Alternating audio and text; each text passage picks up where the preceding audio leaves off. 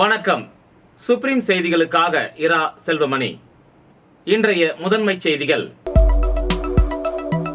புதுச்சேரி ஹோட்டலில் உணவு ஆர்டருக்கு தவறுதலாக கூடுதல் பணம் அனுப்பிவிட்டதாக கூறி நூதன முறையில் பண மோசடி செய்யும் சம்பவம் அரங்கேறி வருகிறது. புதுச்சேரி முதலமைச்சர் ரங்கசாமி 1997ஆம் ஆண்டு முதலில் வாங்கிய அம்பாசடர் கார் பழுதடைந்து இருந்த நிலையில் தற்பொழுது அதனை சரி செய்து மீண்டும் அதனை உள்ளூரில் மட்டும் பயன்படுத்த உள்ளார். புதுச்சேரியில் வேலை தேடும் எஸ்சி மற்றும் எஸ்டி பிரிவினருக்கு போட்டித் தேர்விற்கு ஓராண்டு சிறப்பு பயிற்சி அளிக்க நிறுவனங்களுக்கு அரசு அழைப்பு விடுக்கப்பட்டுள்ளது. இனி விரிவான செய்திகள். புதுச்சேரி ஹோட்டலில் உணவு ஆர்டருக்கு தவறுதலாக கூடுதல் பணம் அனுப்பிவிட்டதாக கூறி நூதன முறையில் பண மோசடி செய்யும் சம்பவம் அரங்கேறி வருகிறது. முதலியார்பேட்டையைச் சேர்ந்த ஹரிபிரசாத் மரப்பாலம் சந்திப்பு அருகே ரெஸ்டாரண்ட் நடத்தி வருகிறார். இவரை தொடர்பு கொண்ட வாடிக்கையாளர் ஒருவர் ரூபாய் 650க்கு உணவு ஆர்டர் கொடுத்ததாகவும் ஆனால் தவறுதலாக ரூபாய் 6050 அனுப்பிவிட்டதாக கூறினார். பணம் அனுப்பியது போல் SMS அனுப்பி தன்னுடைய மீதி பணத்தை திரும்ப செலுத்துமாறு கூறினார். அதை நம்பி ஹரிபிரசாத் ரூபாய் 5400 பணத்தை மர்ம நபரின் வங்கிக் கணக்கிற்கு அனுப்பி வைத்தார். விசாரணையில் மர்ம நபர் ஏமாற்றியது தெரிய வந்தது. இதேபோல் ஹோட்டல் உரிமையாளர் குணசேகர் ரூபாய் 11000 ஏமாந்தார்.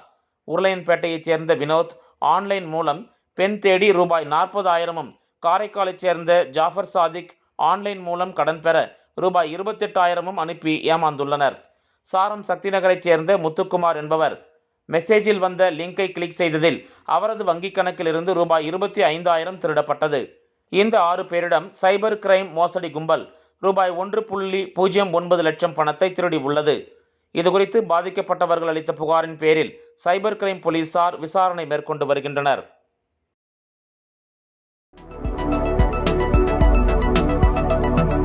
புதுச்சேரி முதலமைச்சர் ரங்கசாமி 1997ஆம் ஆண்டு முதலில் வாங்கிய அம்பாசடர் கார் பழுதடைந்து இருந்த நிலையில் தற்பொழுது அதனை சரி செய்து மீண்டும் அதனை உள்ளூரில் மட்டும் பயன்படுத்த உள்ளார். முதலமைச்சர் ரங்கசாமி யமஹா RX 100 பைக் பிரியர். ஒவ்வொரு தேர்தல் ஓட்டு பதிவின் போதும் தனது ராசியான யமஹா பைக்கில் ஓட்டுச்சாவடிகளுக்கு செல்வதை வாடிக்கையாக வைத்துள்ளார். சமீபத்தில் தன்னுடைய யமஹா பைக்கை சென்னைக்கு அனுப்பி பழுது பார்த்து கொண்டு வந்தார். அதைத் தொடர்ந்து கடந்த 1997ஆம் ஆண்டு ரங்கசாமி MLAவாக இருந்தபோது அம்பாசிடர் கார் ஒன்றை முதலில் வாங்கி பயன்படுத்தினார். அம்பாசிடர் கார் சற்று பழுதானதால் வீட்டில் ஓரமாக நிறுத்தி வைக்கப்பட்டு இருந்தது. இதை பழுது நீக்கி பயன்படுத்த முதலமைச்சர் ரங்கசாமி முடிவெடுத்து காரை தூத்துக்குடிக்கு அனுப்பினார். பழுதுகள் சரி செய்யப்பட்டு புது பொலிவுடன் அம்பாசிடர் கார் புதுச்சேரிக்கு கொண்டு வரப்பட்டது. திலாஸ்பேட்டையில் உள்ள தனது வீட்டிற்கு கொண்டு வரப்பட்ட அம்பாசிடர் காரை முதலமைச்சர் ரங்கசாமி ஆர்வமுடன் தொட்டு பார்த்ததுடன் காரின் முன் இருக்கையில் அமர்ந்து மகிழ்ந்தார். இனி உள்ளூரில் செல்லும் போது அம்பாசிடர் காரை பயன்படுத்த தனது உதவியாளர்களிடம் அவர் தெரிவித்தார்.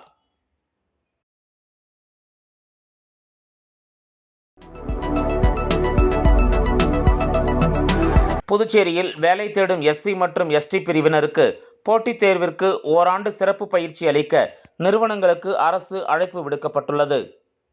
இந்திய அரசு தொழிலாளர் மற்றும் வேலைவாய்ப்பு அமைச்சகத்தால் ஆதிதிராவிடர் மற்றும் பழங்குடி இனத்தவர்களுக்கான தேசிய வாழ்வாதார சேவை மையம் புதுச்சேரியில் நிறுவப்பட்டுள்ளது. இந்த மையமானது எஸ்சி மற்றும் எஸ்டி பிரிவைச் சேர்ந்த வேலை தேடும் இளைஞர்களுக்கு ஓராண்டு கால சிறப்பு பயிற்சி அளிக்க புதுச்சேரியில் அமைந்துள்ள போட்டித் தேர்வுக்கு பயிற்சி அளிக்கும் நிறுவனங்களில் இருந்து சீல் வைக்கப்பட்ட கவரில் விருப்ப மனு கோரப்படுகிறது. இந்த பயிற்சியின் நோக்கம் குரூப் சி பதவிகள், SSC, TNPSC மற்றும் பிற ஆட்சேர்ப்பு நிறுவனங்களால் நடத்தப்படும் காலி பணியிடங்களுக்கான பல்வேறு தேர்வுகளில் போட்டியிட அவர்களை தயார்படுத்துதலாகும். துணை பிராந்திய வேலைவாய்ப்பு அதிகாரி, ஆதிதிராவிடர் மற்றும் பழங்குடி இனத்தவர்களுக்கான தேசிய வாழ்வாதார சேவை மையம், 2ஆம் தளம், கனரா வங்கி, ரெட்டியார்பாளையம், புதுச்சேரி என்ற முகவரிக்கு விண்ணப்பத்தினை நிறுவனத்தின் முழு விபரங்கள் மற்றும் ஆதார் ஆவணத்துடன் வரும் 30ஆம் தேதிக்குள் சமர்ப்பிக்க வேண்டுமென அதில் குறிப்பிடப்பட்டுள்ளது.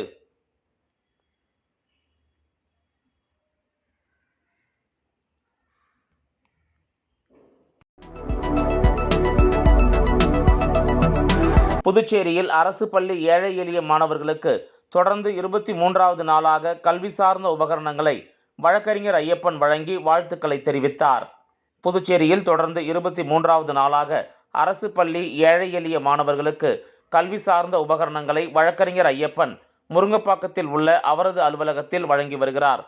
தொடர்ந்து அவர் மாணவர்களிடம் உரையாற்றுகையில், மாணவர்களிடம் நன்றாக படிக்க வேண்டும் எனவும், படித்து உயரிய பதவிக்கு செல்ல வேண்டும் எனவும், அநியாயத்தையும் ஊழல் அதிகாரிகளையும் லஞ்சம் வாங்குபவர்களையும் தட்டி கேட்க வேண்டும் என்றும், தீய பழக்கத்தை கற்றுக்கொள்ள வேண்டாம் எனவும் அவர் கேட்டுக்கொண்டார். மேலும் அரசு பள்ளி மாணவர்களில் விளிம்பு நிலையில் கல்வி சார்ந்த உபகரணங்களை எந்த சூழ்நிலையிலும் கல்வி சார்ந்த உபகரணங்களை வாங்க முடியாமல் தவிக்கும் பெற்றோர்கள் இல்லாத, தாய் அல்லது தந்தை இல்லாத மாணவர்கள் மட்டுமே அணுகுமாறும் அவர் கேட்டுக்கொண்டார். அவர்களின் பள்ளி அடையாள அட்டையை கண்டிப்பாக கொண்டு வர வேண்டும் என்றும் வழக்கறிஞர் ஐயப்பன் கேட்டுக்கொண்டார். பின்பு ஆய்வு செய்து தேர்வு செய்து கல்வி சார்ந்த உபகரணங்கள் வழங்கப்படும் என்றும் தெரிவித்தார். மேலும் எல்லா வருடத்திலும் மே 1 முதல் 31ஆம் தேதி வரை கல்வி சார்ந்த உபகரணங்கள் கிடைக்கும் எனவும், மற்ற நாட்களில் எல்லா ஞாயிற்றுக்கிழமைகளிலும் கிடைக்கும் எனவும், அவசர தேவை இருப்பின் மாணவர்களுக்காக 24 மணி நேரம் அலுவலகம் திறந்திருக்கும் எனவும் அவர் தெரிவித்தார்.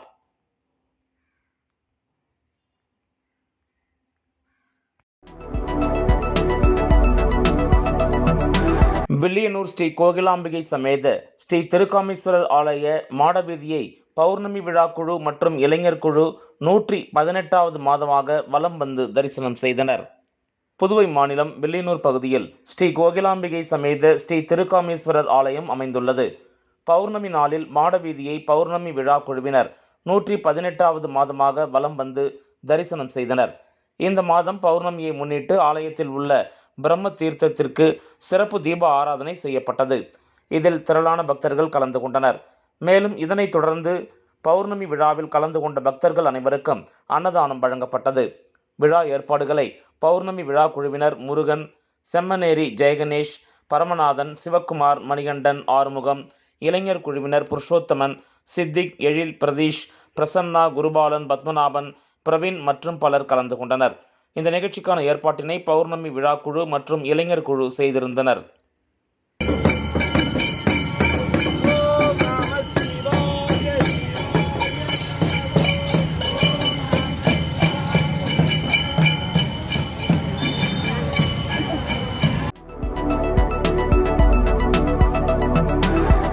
புதுச்சேரி காந்தி வீதியில் உள்ள ஸ்ரீ வரதராஜ பெருமாள் ஆலயத்தில் 38ஆம் ஆண்டு வைகாசி மாத பிரம்மோற்சவ விழாவை ஒட்டி நடைபெற்ற திருத்தேர் வீதி உலாவை துணைநிலை ஆளுநர் CP ராதாகிருஷ்ணன் வடம் பிடித்து இழுத்து தொடங்கி வைத்தார். புதுச்சேரி காந்தி வீதியில் உள்ள ஸ்ரீ வரதராஜ பெருமாள் ஆலயத்தில் 38ஆம் ஆண்டு வைகாசி மாத பிரம்மோற்சவ உற்சவ விழா நடைபெற்று வருகிறது. இதன் முக்கிய நிகழ்ச்சியான திருத்தேர் வீதி உலா இன்று நடைபெற்றது.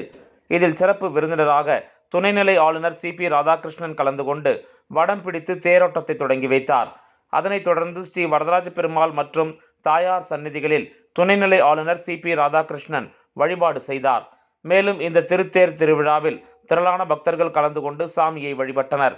முன்னதாக கோயிலை அடைந்த துணைநிலை ஆளுநருக்கு கோயில் நிர்வாகிகள் சிறப்பான முறையில் வரவேற்பு அளித்தனர்.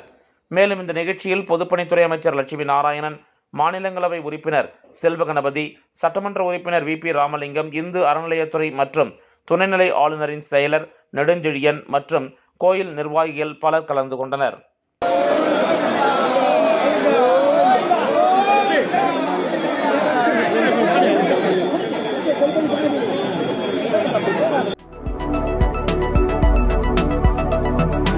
மங்கலம் தொகுதி பாஜக பொறுப்பாளர் கார்த்திகேயன் ஏற்பாட்டில் பல்வேறு கட்சியிலிருந்து விலகி அமைச்சர் நமச்சிவாயம் தலைமையில் பாஜகவில் இணைந்தனர்.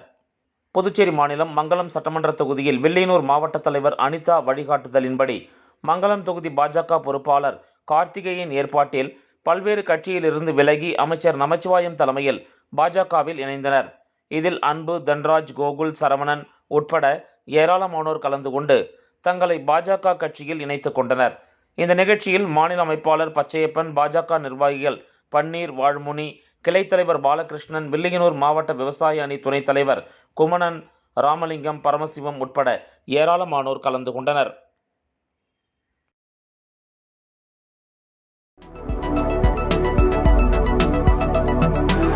நரசிம்ம ஜெயந்தியை முன்னிட்டு முத்தியால்பேட்டை ஸ்ரீ லட்சுமி ஹயக்ரீவர் கோயிலில் எழுந்தருளி உள்ள 11 நரசிம்ம பெருமானுக்கு திருமஞ்சனம் நடைபெற்றது.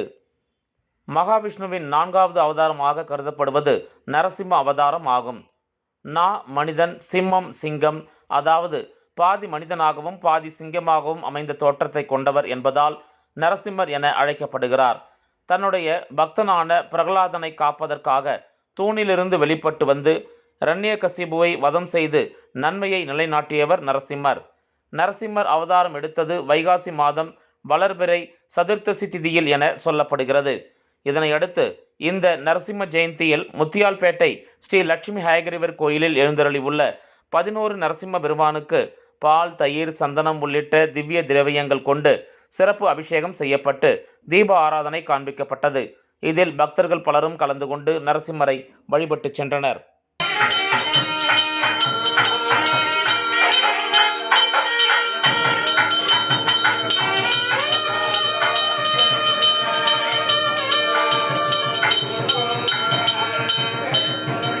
விளம்பர இடைவேளைக்கு பிறகு செய்திகள் தொடரும்.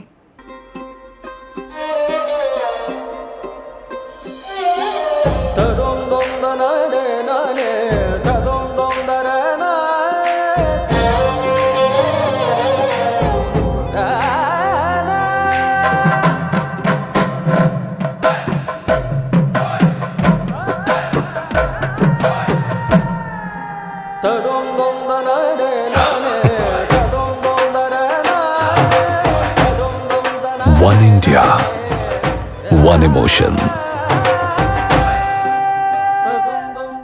Weddings by Joe Salikas. செய்திகள் தொடர்கின்றன. நாகமுத்தம்மன் ஆலயத்தில் நடைபெற்ற ஊஞ்சல் உற்சவ விழாவில் திரளான பக்தர்கள் கலந்து கொண்டு சாமி தரிசனம் செய்தனர். நெட்டப்பாக்கம் அருகே உள்ள ஆயர்குளம் சுயம்பு நாகமுத்தம்மன் ஆலயத்தில் வைகாசி மாத பௌர்ணமியை ஒட்டி ஊஞ்சல் உற்சவம் நடைபெற்றது. முன்னதாக அம்மனுக்கு சிறப்பு அபிஷேக ஆராதனைகள் நடைபெற்றது. மாலை 7 மணிக்கு நாகமுத்தம்மன் சிறப்பு அலங்காரத்தில் அலங்காரம் செய்யப்பட்டு ஊஞ்சல் உற்சவத்தில் பக்தர்களுக்கு அருள்பாலித்தார். இவ்விழாவில் துணை சபாநாயகர் ராஜவேலு உட்பட திரளான பக்தர்கள் கலந்து கொண்டு சாமி தரிசனம் செய்தனர். பக்தர்கள் அனைவருக்கும் அன்னதானம் வழங்கப்பட்டது.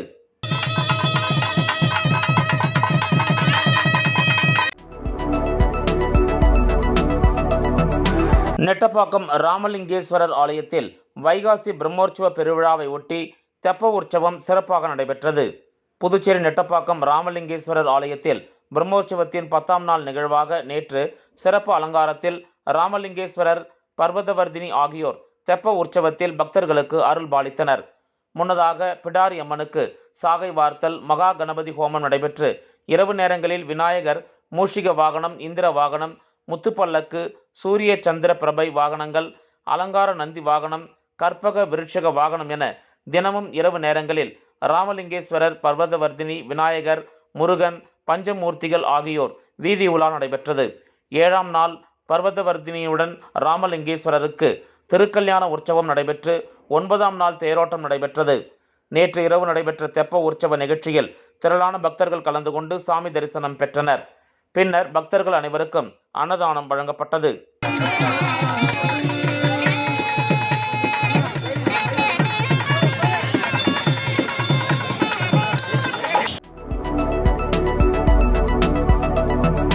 புதுச்சேரியில் காவல்துறை சார்பில் சே நோ ட்ரக்ஸ் என்ற கருத்தை மையமாக வைத்து பள்ளி இடைநிற்றல் குற்ற பின்னணி உள்ளவர்களுக்கான போதைப்பொருள் எதிர்ப்பு விழிப்புணர்வு கேரம் போட்டி நடைபெற்றது. புதுச்சேரியில் கஞ்சா உள்ளிட்ட போதைப் பொருட்களை ஒழிக்க புதுச்சேரி போலீசார் ஆபரேஷன் திரிசூல் என்ற அமைப்பின் மூலம் பல்வேறு நடவடிக்கைகளை எடுத்து வருகின்றனர்.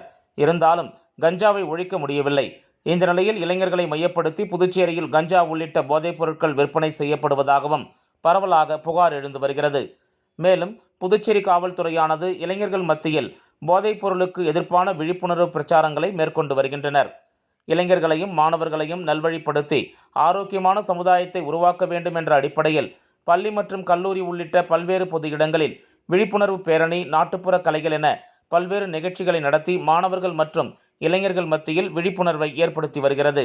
இதன் ஒரு பகுதியாக புதுச்சேரி கராத்தே சங்கம் மற்றும் கேரம் அசோசியேஷன் ஆகியவற்றுடன் இணைந்து சே நோ ட்ரக்ஸ் என்ற கருத்தை மையமாக வைத்து இன்று உருளையன்பேட்டை காவல் நிலையம் சரகத்திற்கு உட்பட்ட குற்ற பின்னணி உள்ளவர்கள் மற்றும் பள்ளிகளில் இடைநிற்றல் மாணவர்களுக்கான போதைப்பொருள் ஒழிப்பு விழிப்புணர்வு கேரம் போட்டி நடைபெற்றது. புதுச்சேரி அமலோற்பவம் பள்ளியில் நடைபெற்ற கேரம் போட்டியில் புதுவை மாநிலத்திலிருந்து 10 குழுக்களைச் சேர்ந்த சுமார் 60க்கும் மேற்பட்ட மாணவ மாணவிகள் இதில் பங்கேற்றனர். முன்னதாக இந்த போட்டியை புதுச்சேரி முதுநிலை காவல் கண்காணிப்பாளர் நார சைதன்யா மற்றும் காவல் கண்காணிப்பாளர்கள் வம்சித ரெட்டி, பக்தவச்சலம், லக்ஷ்மி சௌஜன்யா ஆகியோர் போட்டியை தொடங்கி வைத்தனர். இதில் திரளான காவலர்கள், பொதுமக்கள், மாணவ மாணவிகள் என அனைவரும் கலந்து கொண்டனர்.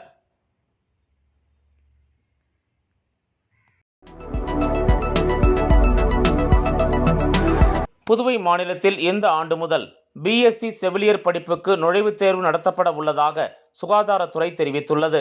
புதுச்சேரி சுகாதாரத்துறை இயக்குனர் டாக்டர் ஸ்ரீராமுலு வெளியிட்டுள்ள செய்திக்குறிப்பில், புதுவை மாநிலத்தில் கடந்த 2023-24 ஆண்டு வரையில் பிஎஸ்சி செவிலியர் படிப்புக்கான சேர்க்கை மாணவர்களின் உயர்நிலை கல்வி மதிப்பெண் அடிப்படையில் சென்டாக் மூலம் அரசு இட ஒதுக்கீட்டின்படி நிரப்பப்பட்டது. இதற்கிடையே மத்திய செவிலியர் கவுன்சில் கடந்த 2023 ஆகஸ்டில் மாநில அரசுக்கு அனுப்பிய கடிதத்தில் பிஎஸ்சி செவிலியர் படிப்புக்கான மாணவர் சேர்க்கைக்கு பொது நுழைவுத் தேர்வு கட்டாயமாக்கப்பட்டுள்ளது.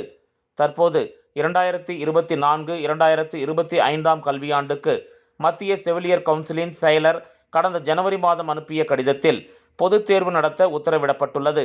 ஆகவே பிஎஸ்சி செவிலியர் படிப்புக்கான நுழைவுத் தேர்வு செவிலியர் வாரியத்தால் நடத்தப்படும் நிலையில் சென்டாக் அரசு ஒதுக்கீட்டில் இடங்களை ஒதுக்கும் வகையில் கடந்த ஏப்ரல் 15 அரசாணை வெளியிடப்பட்டது. அதன்படி தேர்வு தேதி, பொது நுழைவுத் தேர்வு நடத்துவதற்கான விண்ணப்ப பதிவு தொடங்கும் தேதி ஆகியவை சென்டாக் இணையதளத்தில் உரிய நேரத்தில் தெரிவிக்கப்படும் என குறிப்பிடப்பட்டுள்ளது.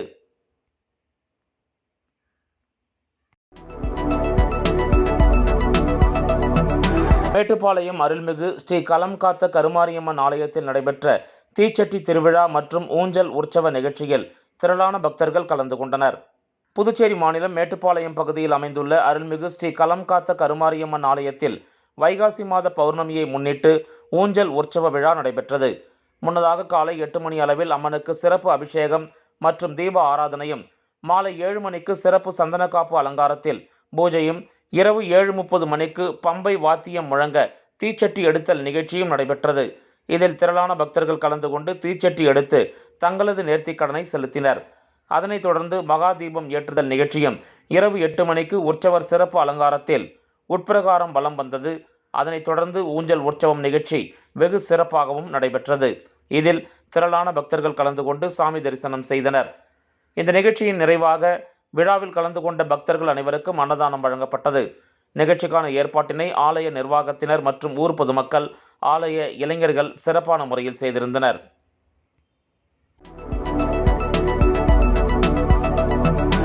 உப்புவேலூர் பகுதியில் 850 ஆண்டுகள் பழமை வாய்ந்த செங்கமலத்தாயார் சமேத ஸ்ரீதேவி பூதேவி சமேத ஸ்ரீ திருவிருத்த பெருமாள் திருக்கோவிலில் பஜனை மற்றும் கருட சேவை நிகழ்ச்சி நடைபெற்றது. விழுப்புரம் மாவட்டம் வானூர் வட்டம் திண்டிவனத்திலிருந்து சுமார் 22 கிலோமீட்டர் தொலைவிலும், புதுச்சேரியிலிருந்து 30 கிலோமீட்டர் தொலைவிலும் உள்ள 850 ஆண்டுகள் பழமை வாய்ந்த முதலாம் ராஜேந்திர சோழன் காலத்தில் கட்டப்பட்ட, குலோத்துங்க சோழர் காலத்தில் கும்பாபிஷேக விழா கண்ட செங்கமலத்தாயார் சமேத ஸ்ரீதேவி பூதேவி சமேத ஸ்ரீ திருவிருத்த பெருமாள் திருக்கோயிலில் நேற்று பஜனை மற்றும் கருட சேவை நிகழ்ச்சி நடைபெற்றது. முன்னதாக நேற்று முன்தினம் இரவு 7 மணிக்கு சிறப்பு திருமஞ்சனம் நிகழ்ச்சியும், அதனைத் தொடர்ந்து நேற்று காலை 6 மணிக்கு சிறப்பு அலங்காரத்தில் கருட வாகனத்தில் ஸ்ரீ திருவிருத்த பெருமாள் திருவீதி புறப்பாடு நடைபெற்றது. தொடர்ந்து ஸ்ரீ திருவிருத்த பெருமாள் பஜனை குழுவினர்களால் பஜனை பாடல்கள் பாடப்பட்டன. இதில் திரளான பக்தர்கள் பஜனையில் கலந்து கொண்டனர். இந்த நிகழ்ச்சியில் ஸ்ரீ திருவிருத்த பெருமாள் பஜனை குழுவினர்கள், முன்னாள் தலைவர் காசிநாதன், பன்னீர்செல்வம், உப்புவேலூர் மாரியம்மாள் குடும்பத்தினர்கள் கலந்து கொண்டனர். தொடர்ந்து சுவாமிக்கு மகா தீப ஆராதனை காண்பிக்கப்பட்டது. இதில் திரளான பக்தர்கள் கலந்து கொண்டு சாமி தரிசனம் செய்தனர். இதுகுறித்து ஆலய பட்டர் கூறுகையில், இக்கோயிலில் வந்து சாமி தரிசனம் செய்தால் திருமண தடை நீங்கும் என்பது ஐதீகம். குழந்தையில்லா தம்பதிகளுக்கு குழந்தை வரம் 100% கிடைக்கும் என்றும் தெரிவித்தார். இவ்வாலயத்தில் தும்பிக்கை ஆழ்வார் சன்னதி, ஆழ்வார்கள் 12, ராமானுஜர், வேதாந்த தேசிகர், செங்கமலத்தாயார், சக்கரத்தாழ்வார், ஆண்டாள், அஞ்சனாதேவி, ஆஞ்சநேயர், கருடாழ்வார், துவாரபாலகர் உள்ளிட்ட சுவாமிகளுக்கு தனி சன்னதி அமைந்திருப்பது குறிப்பிடத்தக்கது. மேலும் இவ்வாலயத்தில் ஒவ்வொரு சனிக்கிழமை அன்றும் மாலை 6 மணி முதல் 8:30 மணி வரை நாம சங்கீர்த்தனமும், அமாவாசை தோறும் பஜனை நிகழ்ச்சியும் நடைபெறும் என்றும் அவர் தெரிவித்தார்.